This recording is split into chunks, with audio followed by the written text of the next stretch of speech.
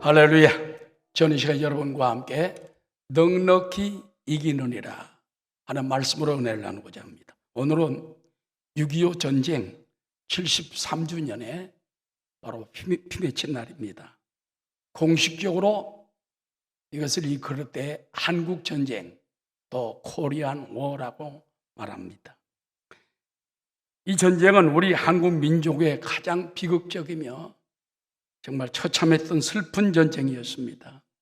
우리 한민족 역사에서 임진왜란, 병자호란 이런 환란도 많았지만 6.25는 동족상잔에 서로 같은 피를 나눈 민족끼리 싸우고 죽고 상처를 입은 것입니다. 구체적으로 말하면 6.25 전쟁, 한국전쟁은 1950년 6월 25일 새벽 4시에 북한에서 일제히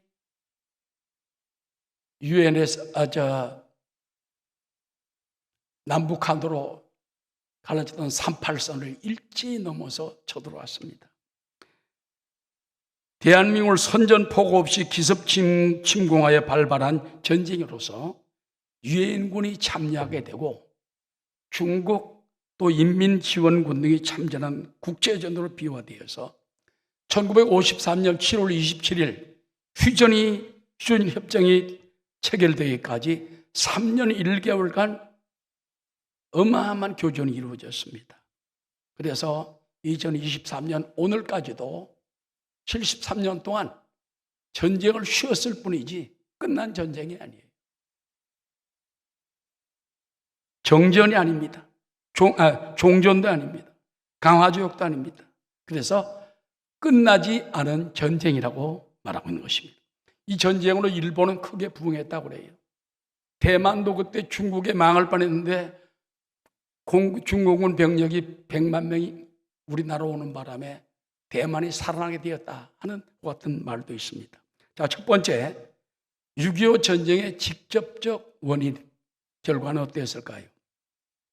6.25 전쟁의 직접적 원인은 김일성입니다. 김일성이 소련에게 달려갔대요. 내가 남한을 지금 치면은 남한이 지금 다 먹을 수 있다. 순식간에. 그러니 그걸 허락해달라. 어떤 사람 말하기를 이 6.25 전쟁은 미군과 남한이 잘못해가지고 그래서 시작된 전쟁에 말하지만 아닙니다. 1990년대 러시아 정부에서 소련의 기밀 문서를 발견했습니다. 여기 보니까는 김일성이 전쟁 전에 소련의 지원을 요구하는 자료를 제출한 것이 발견됐어요. 전쟁 전에 내가 쳐들어갈 테니까 소련이 지원해 주시오.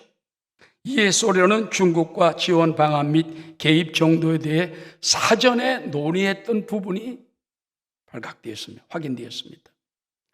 그래서 여러분, 이 전쟁은요, 김일성이 소련에게 또 중국에게 지원을 허락을 받고 쳐들어온 전쟁이에요.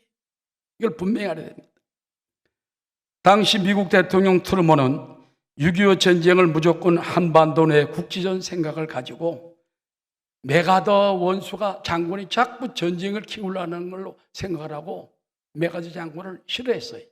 근데 메가더는 그런 얘기가 있습니다. 중국의 대만의 장제스와 합의를 해가지고 중국 해안에 상륙하자는 작전까지 말했다고 합니다. 결국 트루만에 의해서 해임된 메가더 장군은 그만 미국으로 돌아가 버리고 말았어요.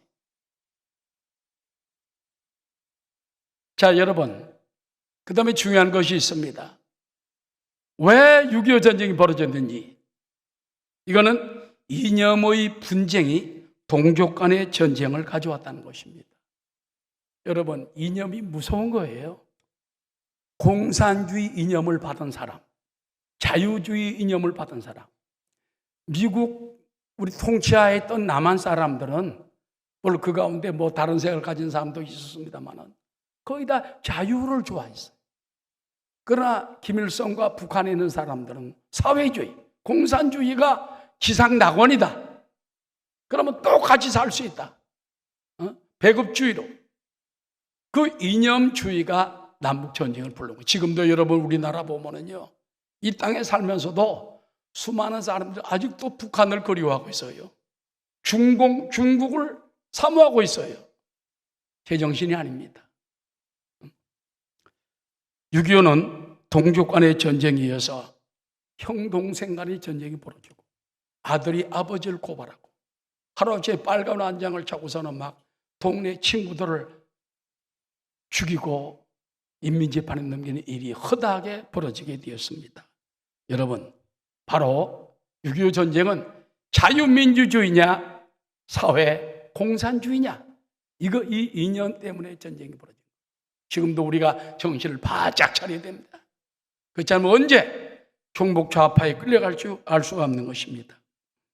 여러분, 마지막 때에 보면은요, 성경에 흙과 철이 서로 섞이지 않는 시대가 온다고 그랬어요. 흙하고 철하고 섞어놔 봐요. 안 섞어집니다. 이런 것처럼 마지막 때 이념이 문제예요.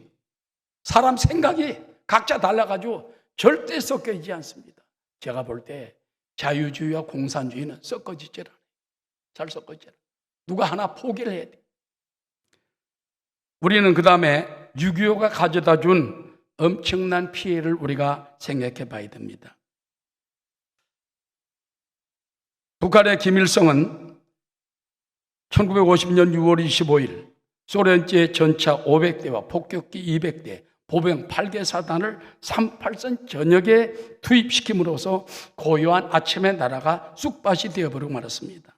당시 남한에는 국제협약에 주둔했던 미군이 그 전해인 49년 6월 딱 1년 전이에요. 1949년 6월부로 다 철수해버렸어요. 그리고 로보트 준장을 단장으로 하는 극소수의 고문단, 그야말로 고문단만 남아있었고 국경에는 구식총을 가진 소위 국방경비대만이 지키고 있습니다. 이것을 알고서 소련제 무기로 장착을 한 김일성이가 쳐들어온 거예요. 여기에 3일 만에 서울을 빼앗겨버렸죠. 한강다리가 무너져버렸죠. 올 때 갈 데 없습니다.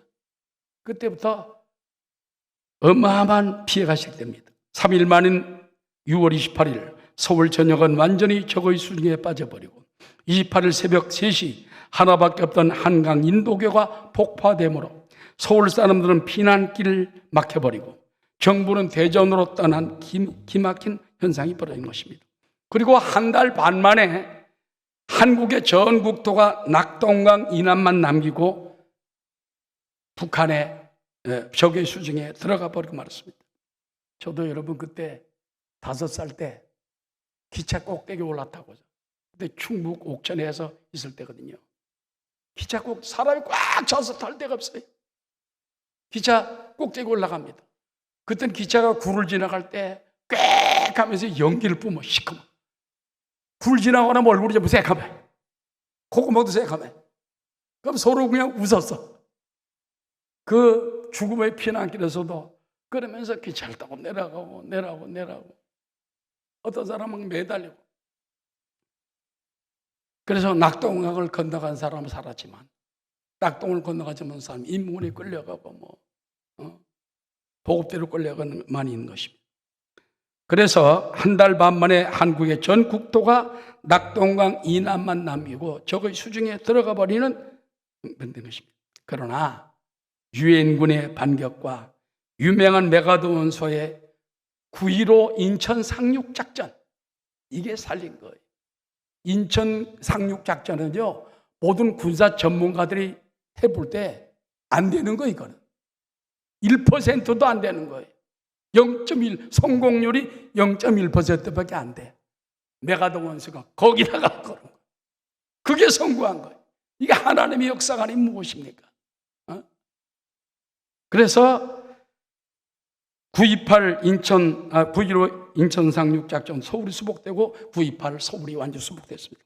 다시 연합군은 북으로 전진하여 당년 11월 15일 북한의 청진까지 아군이 진격함으로 압록강 물을 떠먹으면서 이제는 통일됐다. 그런데 갑자기 중공군 100만 명이 천난해요. 100만 명. 그래서 일사후퇴라고 부르졌죠. 추운 겨울날 무조건 내려오게 된 거예요. 이거를 우리가 살아있는 역사에 우리나라가 당하는 거예요.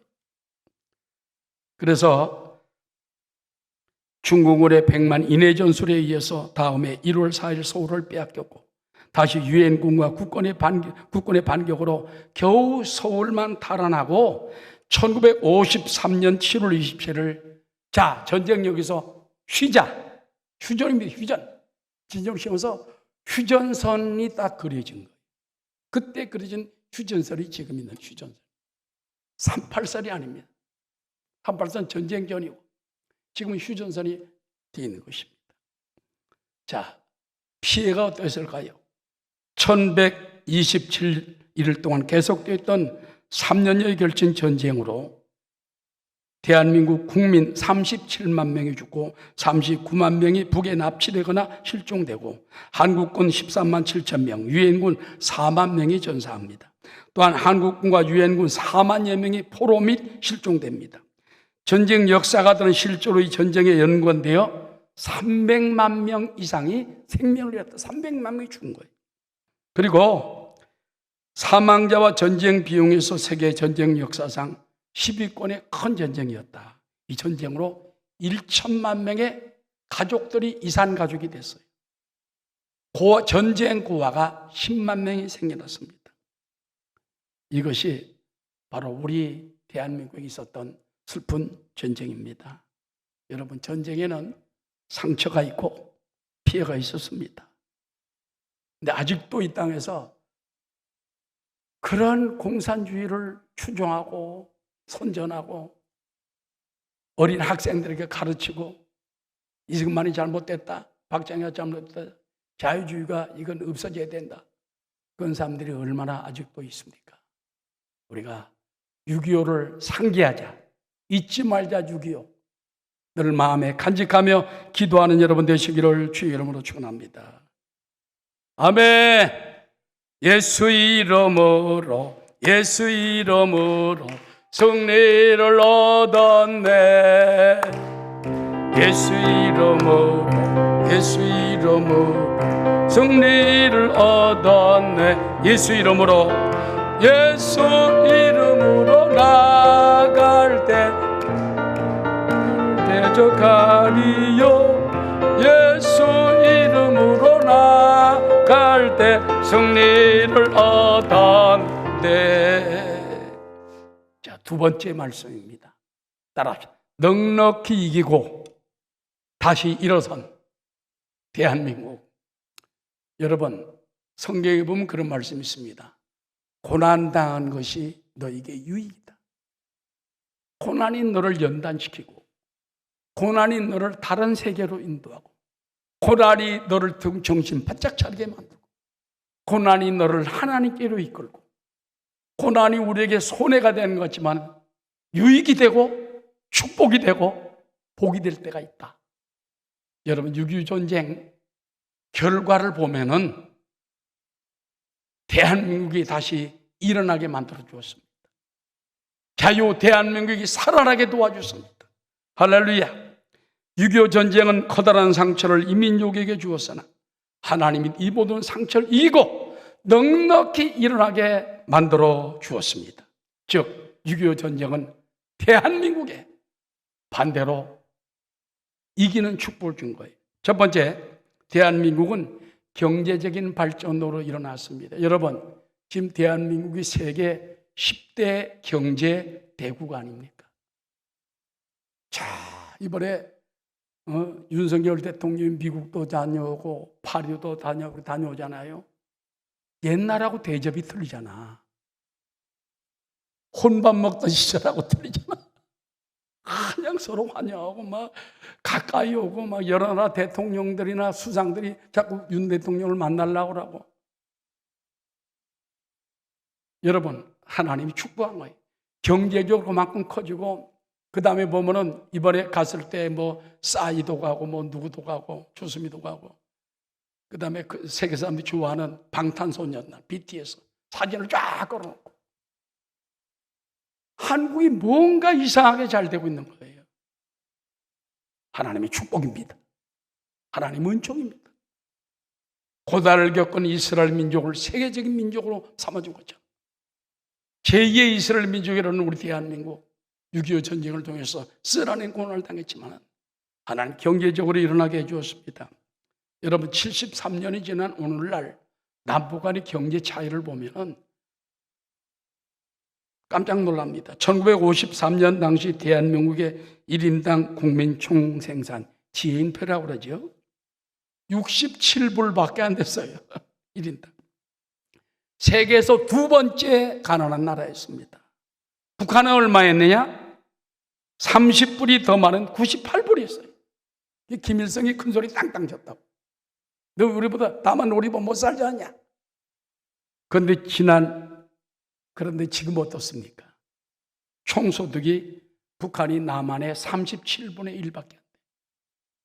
통계청이 발표한 2020년 북한의 통계지표에 따르면 북한의 국민 총생산은 남한의 1.8% 수준, 북한의 1인당 국민 총소득은 남한의 27배나 차이가 나고 북한의 대외 무역 총액은 남한의 0.3%에 불과하다. 무역을 아무리 해도 우리가 1000개 할 때 3개밖에 못해요.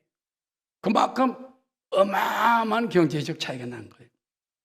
여러분, 이제 인구도 우리나라가 2배가 됐죠, 남한이.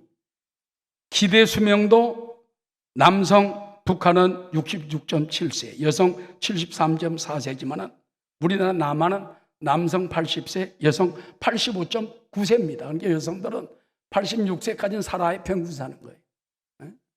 우리 집 사람도 아직도 10년 이상 더 살아야 돼. 건강. 그래야 평균을 사는 거예요.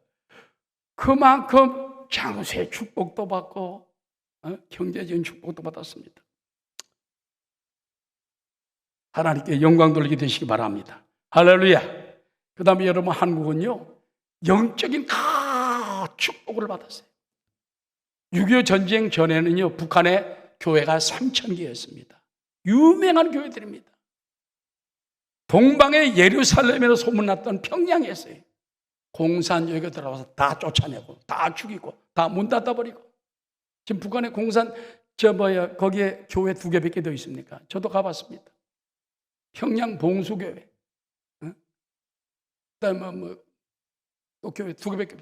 그러나 교회도 보면 전부 다 당원들이 들어가 있지 진짜 교인들은 많지 않은데 하도 한국에서 남한에서 옛날에 저도 가서 예배 드리고 한 적이 있습니다만 그때 은혜 받은 사람들이 많이 생겨나더라는 거예요. 지금 한국은 여러분 세계 최대의 교회, 여기도 순복음교회가 있고 세계 20대 교회 중에 12개가 대한민국에 있다는 겁니다. 이건 엄청난 하나님의 축복이에요. 그 다음에 미국 다음에 브라질 다음에 한국이 인구비로 보면 2위요. 선교 2대 대국으로 하나님이 축복을 주고 있습니다.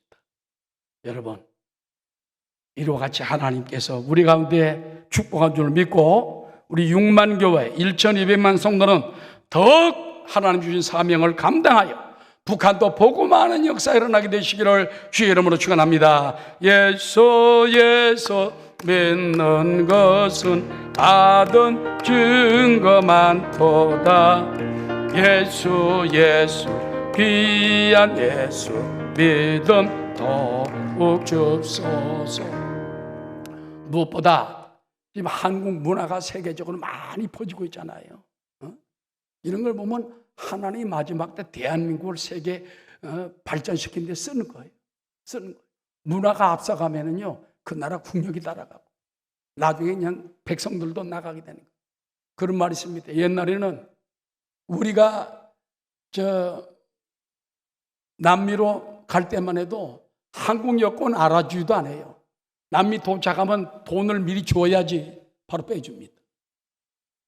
근데 지금 어떻습니까? 한국 여권만 가면 197개국이 무비자로 그냥 통과하는 거예요. 세상 사람, 유럽 사람들도 잘 안 보내주는데 한국 사람이 쑥쑥쑥 들어가요.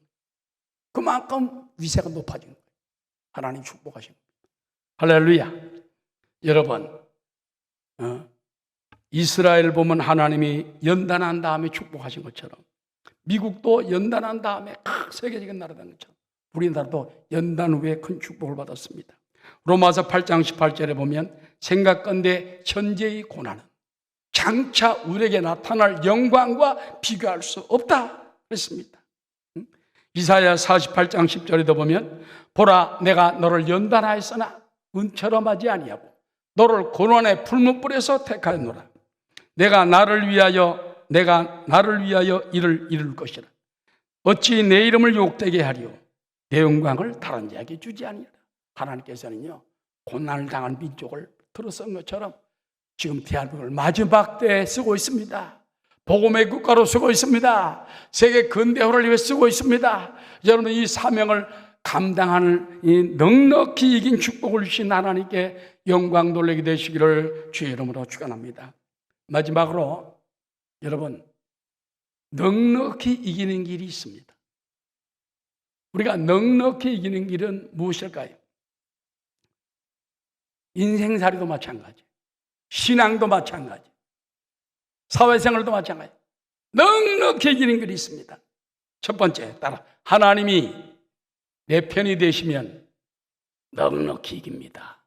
하나님 내 편만 되시면 돼요. 그런 유명한 말이 있습니다.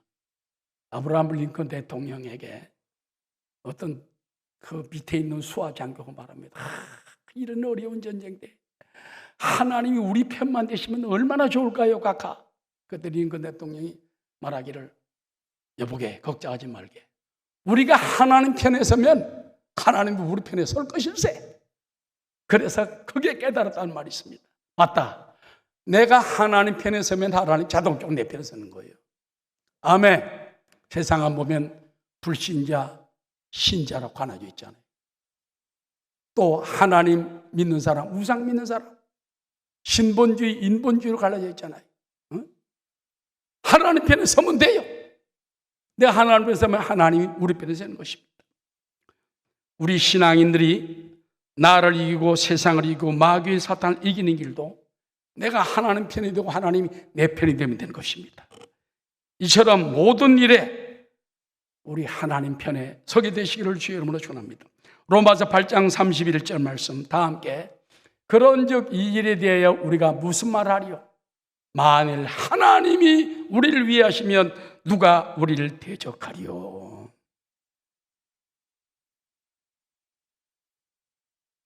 여러분 6.25 전쟁 때에 우리나라를 도와줬던 유엔군 16개 나라가 있습니다. 16개 나라 중에 보면은요 두세 나라만 빼고는 다 기독교 국가예요. 하나님 편에 있는 국가입니다. 미국, 영국, 캐나다, 프랑스, 호주, 네덜란드, 벨기에, 에티오피아, 터키, 콜롬비아, 룩셈부르크, 태국, 남아공, 그리스, 필리핀, 뉴질랜드 두세 나라만 비기독교 국가지. 뭐 태국이나 여러 몇 나라만 그렇지. 나머지는 다 하나님 편. 십자가 사랑. 근데 여러분 그거 압니까? 우리나라 6.25 때 유엔에서 많은 물자 지원을 해줬어요. 군대도 왔지만은 그뿐만 아닙니다. 유엔보다 더 크게 우리나라를 물자로 지원해 준 단체가 있어요. 세계 기독 연맹입니다. 지금 우리 한국 사람 잘 보는데 WCC라는 게 그때도 있었어요. 거기서 또 하고 많은 세계 여러 기독교에서 하고 이래가지고 세계 기독교회들이 옷도 보내주고 뭐 먹을 것도 보내주고 우유가루도 보내주고 그래가지고 교회 가면요 교회에 오다 막 부제품이 쌓였어요. 그때 옷 갖다 주고 입으면 막 미국 사람들이 입던 옷이 얼마나 큽니까? 쑥 들어갑니다. 바지도 그냥 헐렁헐렁. 그걸 입고 다녔어요. 잘라가지고 입고 다녔어. 응? 그때 벌써 반바지 유행이 나왔지. 여러분, 그런 걸 보면은 다 알게 모르게 하나님이 우리 편이 되신 거예요. 북한에 하나도 안 갔습니다. 남한에 왔습니다. 왜? 우리가 하나님 편이 되고, 미국이 하나님 편이고, 또 미국이 우리 편이고, 우리가 미국 편이고, 우리가 하나님 편이니까 우리가 이기게 도와준 것입니다. 로마서 8장 33절은 이렇게 말합니다. 누가 능히 하나님께서 택하신 자들을 고발하리요 의롭다 하신 이는 하나님이시라고 말했습니다. 지난주 화제가 뭐냐? 프랑스 파리에서 열렸던 BIE라고 그러죠. 국제 박람회 기구 총회였습니다. 그래서 윤 대통령은 지난 19일 프랑스에 도착해서 20일 파리 엘리제 궁에서 마크롱 대통령과 첨단 산업 협력과 대북 공조 강화를 논의하고, 같은 날 제172차 BIE라고 그러죠. 국제 박람회 기구에서 2030 부산 엑스포 꼭 필요하다. 대통령이 나가서 영어로 전부 프레젠테이션, PT라고 그러죠. 그 프레젠테이션 설명을 다 했어요. 다른 나라는 총리가 나와서 하고 대리 있는 사람한테, 우리나라는 대통령이 나가서 하니까 사람들이 마음에 감동을 줘. 응?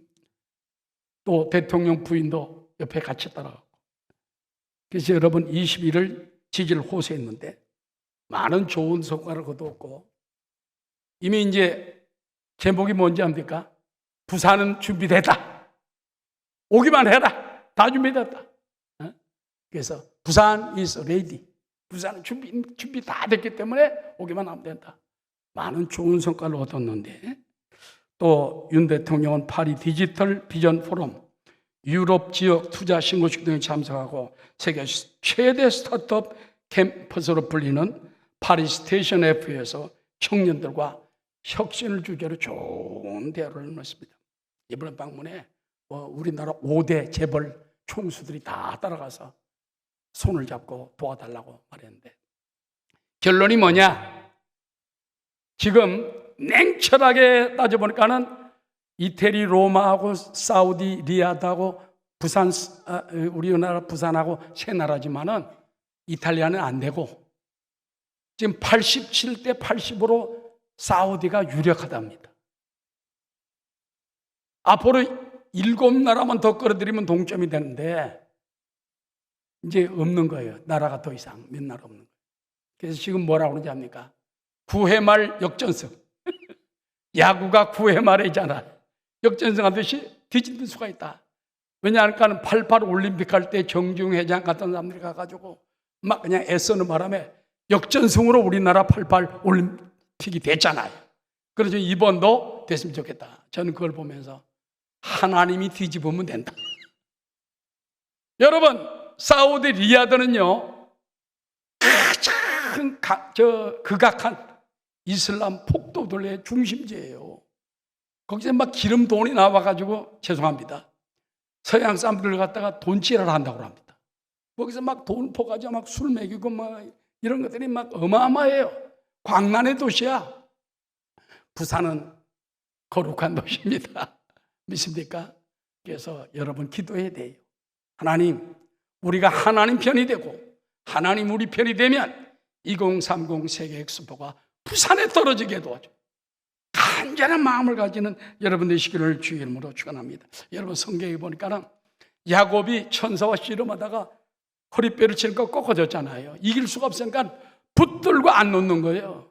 야, 놔라, 가야 된다. 나 못 놓습니다. 따라서 내게 축복하지 아니하면 놓지 않겠습니다.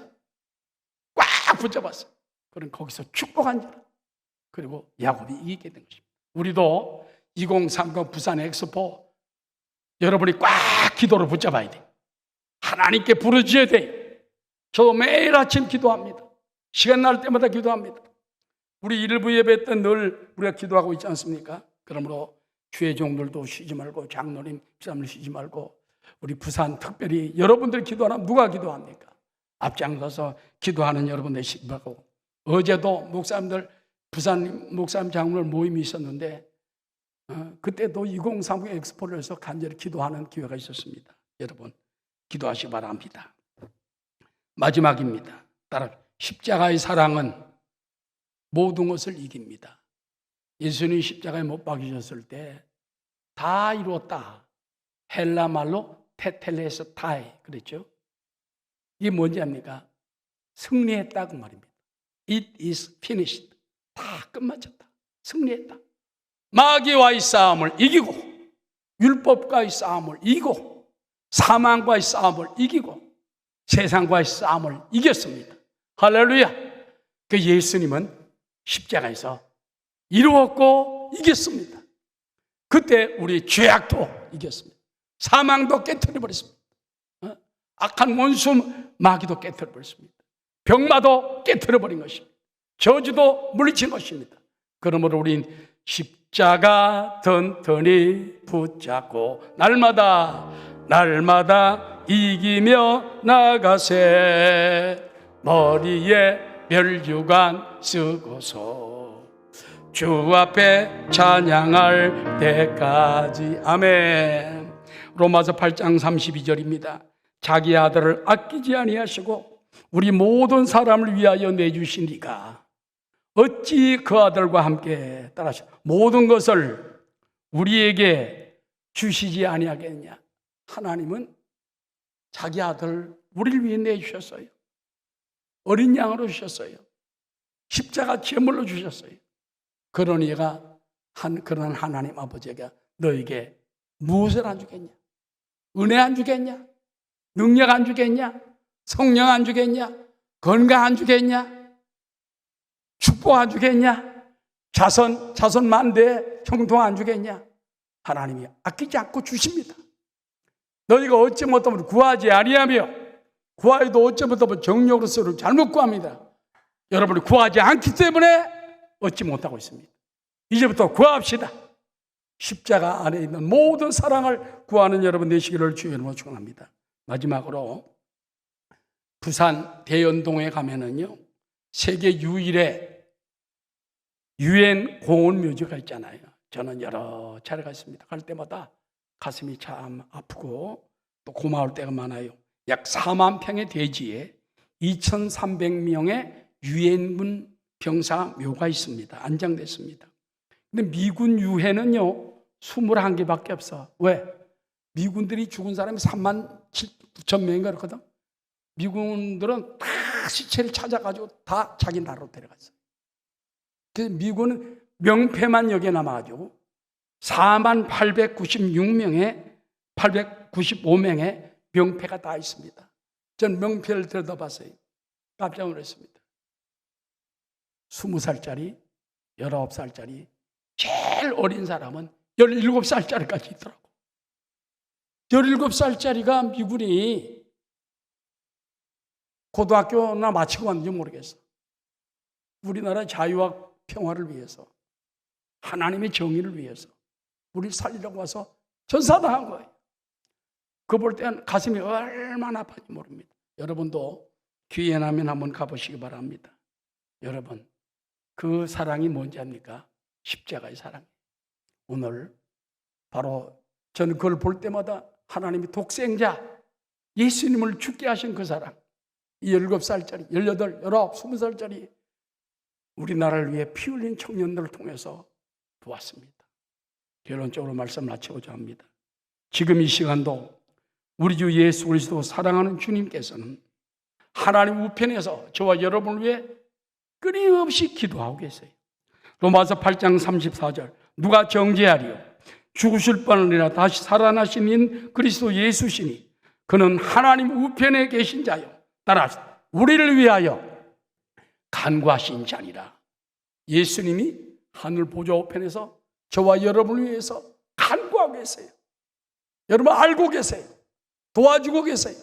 하나님 내 편에 서서 날 붙들고 있기 때문에 여러분 넉넉히 이깁니다. 여러분은 세상을 이깁니다. 마귀를 이깁니다. 죄악을 이깁니다. 어떤 환난과 역경도 이기고 공산주의도 이기고 불의와 부조리도 이기는 역사가 반드시 일어나게 될 줄로 믿습니다.